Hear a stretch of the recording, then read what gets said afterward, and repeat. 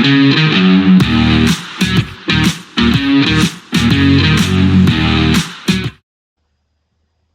welcome back to the Supercoach Enough channel. In this video we're going to review round 24 of the 2025 AFL Supercoach season, and also we'll look to the AFL Finals game. So, bit to look at, but we'll start with my team this week.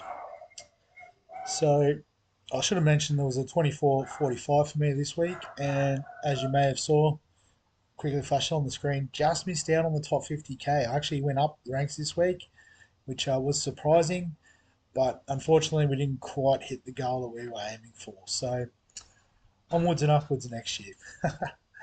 But in terms of the team this week, Harry Sheasel scored a 98, McKercher 78. So the two North boys ended up the top two, which is pretty good. I think we got McKercher at about that 350 mark. We can have a look at the history to see. So I think that was actually a pretty good trade in the end. Callum Mills was pretty good too. We did buy him at the 300k odd, and he made it all the way up to 510 thanks to a 118 this week. Well, actually, not thanks to that. He did drop a bit, so he was higher. But 118 is a great finish for the season. Geordie Clark with an 88. Tom McCarthy with an 83. Again, another great buy. Made a couple 100k easily, which was fantastic.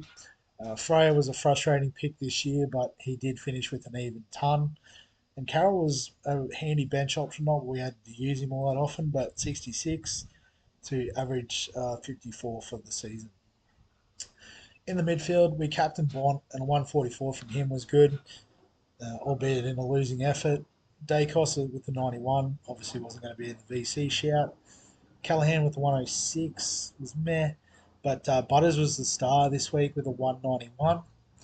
Took Miller with a 109 was solid. Brayshaw with an 80 was a bit flat. Merritt finishing with a 123. Well, I say finishing, they still got a game on Wednesday. And Clary with a 95 was decent. The rucks were amazing. Gorn with a 137 and Cherry with a 186 up against Rob. Was not expecting that. And then the forwards, Bailey Smith with the 129. So definitely one that got away from us at the start of the year. Luke Jackson with an 84, sort of regressing to what we would expect from him with Darcy in the team. Speaking of Darcy, Sam Darcy with a 55 was a bit disappointing, but it was the risk of picking him. Daniel with the 75 was, okay. He averaged 93 for the year, so that's okay. Elijah Hewitt with 55, Shanahan with a 44. West Coast just limping to the finish line this year, as they have for the last couple of years. And TDK with a 76, obviously not leaving the trades to move on from him when they tried to push him a bit more forward. Definitely backfired spectacularly. But in terms of the matchups this week, it's all about the head-to-head grand final. And well done to Tommy Gun Powell, Christine's team, with a 4-point win over Reno's top up. So unlucky Shane. Great effort this season. And looking at Shane's team, it started off pretty good, taking the 106 from Clark, the cheapie defender. What's he up to? He's up to 260k. That's a decent bit of change that he made. VC'd Gorn and took that, which was probably pretty smart. Had Rosie get a 124, Rowan Marshall, Bont and Pelly, Ashcroft ton up as well. They both had Whitfield score a 176, which is epic. Holmes and Sinclair as well scoring good. But for Christine, I guess having Tristan Cherry there with the 186 might have been what got her over the line. Had Cameron with a 129, which well done not to take the VC, sticking with Bont, so that was well done. Tommy Stewart with 126 as well was nice. So they were the big hitters. So I guess Tristan Cherry, a league winner for Christine this year. Just having a look through the league, a few 2600s, which was awesome. So 2607, 2626. 26.66. So just Torpet was the top scorer this week. So VC Butters, which definitely helped. So that's fantastic. Had Clark playing on field, track with 104. Noble, the Gold Coast defender, who I probably haven't talked about all year, but what was that, 470k? So well done for picking that up this week. Whitfield with a 176. Bont was good. Shea Bolton with a 113. Definitely would be a point of difference. Josh Dunkley with a 140. Had Cherry, had Gorn, had Baz. So some good scores there. Well done, Noah. In terms of the overall, we'll just have a bit of a look at that as well. So congratulations there. So Reno, top in the overall standings by quite a margin with a 261 rank overall.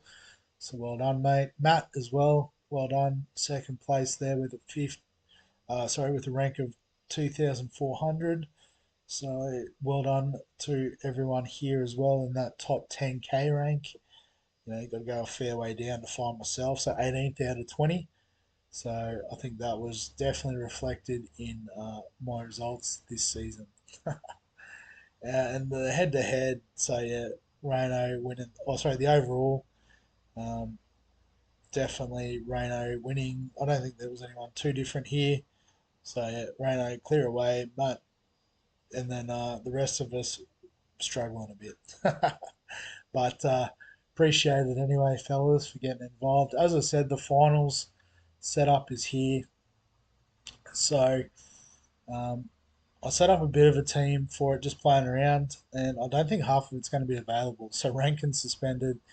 Bont and English might not even make it to the finals, all depending on how GWS go tomorrow.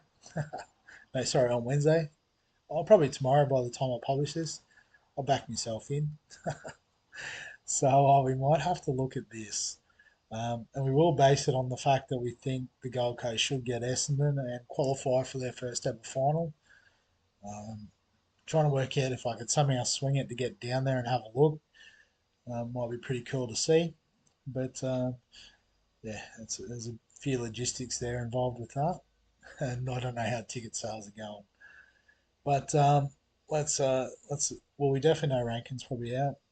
So I guess the other interesting thing with this I noted is they have reverted to probably what the positions will be next year. So for example, Max Holmes, midfield only. So you did get a bit of a preview of what it's like next year. So Baz is midfield only.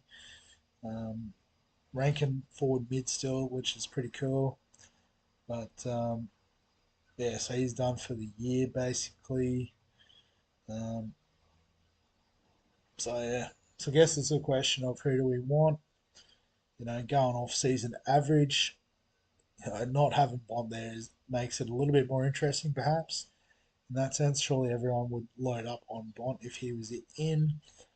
But we could go with McCluggage. Obviously, not many people went with him this season. Those that did were handsomely rewarded. Could go with Dunks as well for the Lions. I guess Jordan Dawson, so I know they're definitely playing in Adelaide since they finished top of the table. So maybe we throw Dawson in there. I've already got Thilthorpe in the forwards, but I guess we could look elsewhere. I guess just going off average, it was like a clear two of Rankin, Thilthorpe, and then take your pick. But it might be like something like Jeremy Cameron playing at the goal. Playing at Geelong this weekend.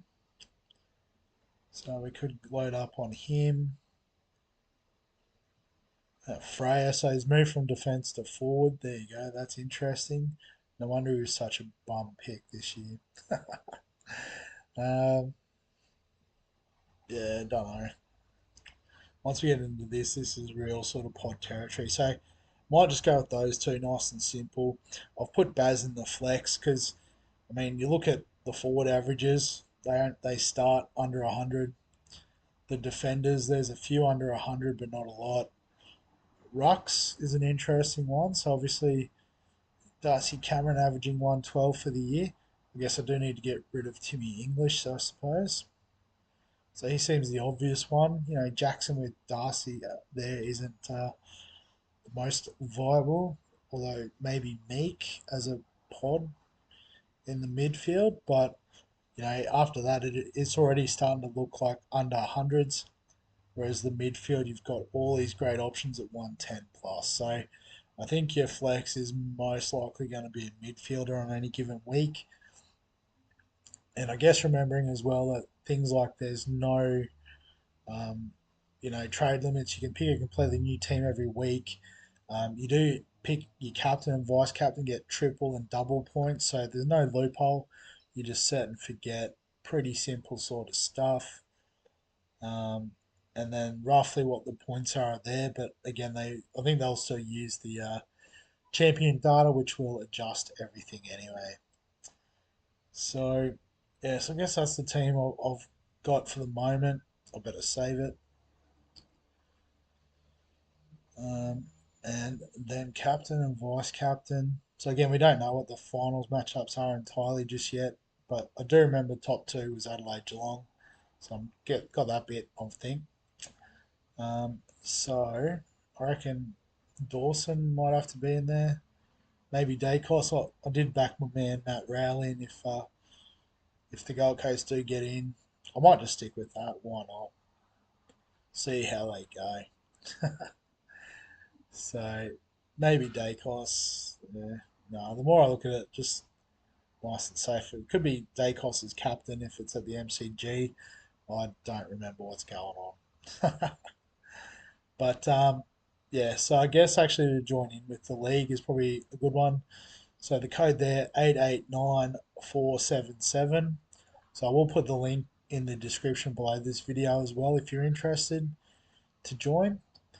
But yeah, I guess that's the end of the video. Um, guess shout out to everyone who got involved through the regular season. Hopefully, it was good fun. It was a bit of a tough slog for myself being so far down the list, but AFL is definitely not my specialty, so I'm okay with it. But yeah, as always, if you've got any questions, comments, thoughts, add them below this video. Give us a like if you enjoy the AFL stuff. Subscribe for fantasy sports content on the channel. And other than that, we'll catch you in the next one.